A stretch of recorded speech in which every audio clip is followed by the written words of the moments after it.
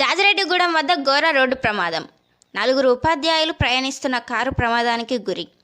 2 ఉపాధ్యాయురాళ్లు మృతి చెందగా మరో 2 ఉపాధ్యాయులు తీవ్ర గాయాలు కాగా చికిత్స నిమిత్తం ప్రభుత్వ ఆసుపత్రికి తరలింపు.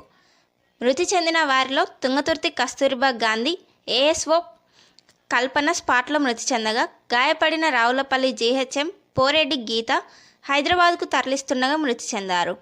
మిగిలిన 2 తుంగతుర్తి జీహెచ్ఎం ప్రవీణ్, అన్నారం జీహెచ్ఎం సునీత రాణి తీవ్ర గాయాల పాలై హాస్పిటల్లో చికిత్స పొందుతున్నారు.